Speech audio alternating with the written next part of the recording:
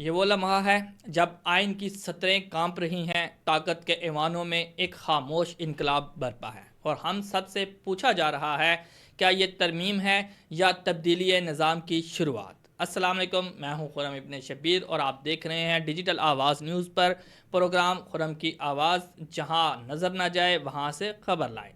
آج ہم بات کریں گے اس آئینی دھماکے کی جو طاقت کے توازن کو بدلنے جا رہا ہے۔ 27ویں آئینی ترمیم ایک ایسا بل جو اگر منظور ہو گیا تو پاکستان میں طاقت کا مرکز بدل جائے گا۔ حکومت نے پارلیمنٹ میں ایک مجوزہ آئینی ترمیم پیش کی، 27ویں آئینی ترمیم، جس کے مطابق موجودہ army chief general Asim Munir نئے عہدے chief of defence force CDF کے طور پر تعینات ہوں گے۔ اس کا مطلب یہ ہے کہ فوج، بحریہ اور فضائیہ تینوں اب ایک ہی سپریم کمانڈر کے ماتحت ہوں گی۔ حکومت کے مطابق یہ اقدام دفاعی نظام کی جدیدیت کے لیے ہے۔ وزیر قانون اعظم نذیر تارڑ نے کہا ہے، یہ ترمیم قومی سلامتی، مشترکہ فیصلہ سازی اور ادارہ جاتی ہم آہنگی کے لیے ایک تاریخی قدم ہے۔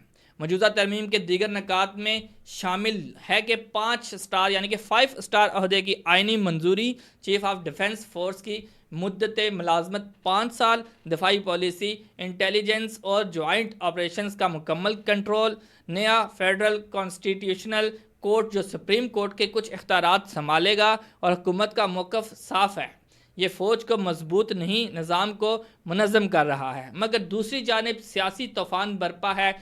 اپوزیشن جماعت نے اسے آئینی کوڑتا قرار دیا ہے۔ پاکستان تحریک انصاف PTI نے کہا ہے یہ بل آئین کے بنیادی ڈھانچے کے خلاف ہے۔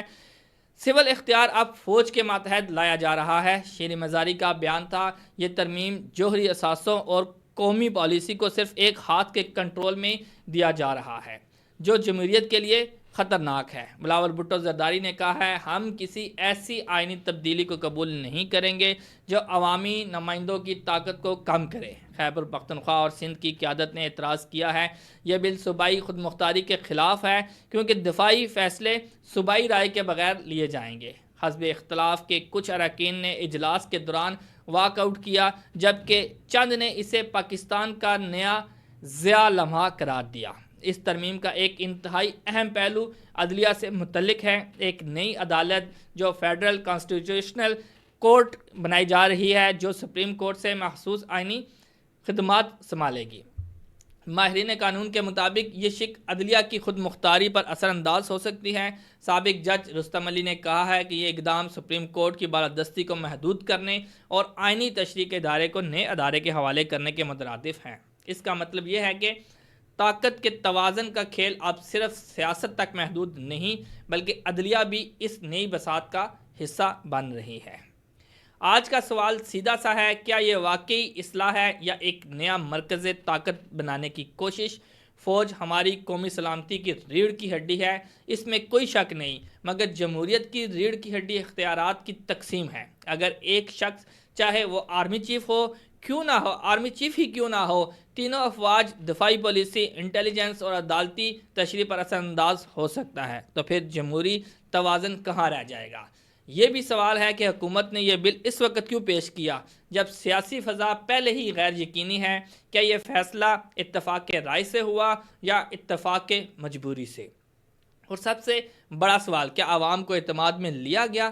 تاریخ ہمیشہ 2 طرح کے فیصلے لکھتی ہے، ایک وہ جو عوام کے لیے کیے جاتے ہیں، دوسرا وہ جو عوام سے چھپائے جاتے ہیں۔ آج کی ترمیم شاید آنے والے کل کی سیاست کا چہرہ بدل دے، مگر یاد رکھیے گا، طاقت ہمیشہ وقتی ہوتی ہے، مگر عوامی اعتماد دائمی۔ اب یہ ہم پر ہے کہ ہم طاقت کے کھیل میں تماشائی بنیں یا اپنے حق کے سوال کو زندہ رکھیں۔ سوچیں، سوال کریں اور جاگتے رہیں، کیونکہ یہی قوموں کی بقا ہے۔ میں ہوں خرم ابن شبیر اور آپ دیکھ رہے تھے ڈیجیٹل آواز نیوز پر پروگرام خرم کی آواز، جہاں نظر نہ جائے وہاں سے خبر لائیں۔ ملیں گے اگلے پروگرام میں۔ اللہ حافظ۔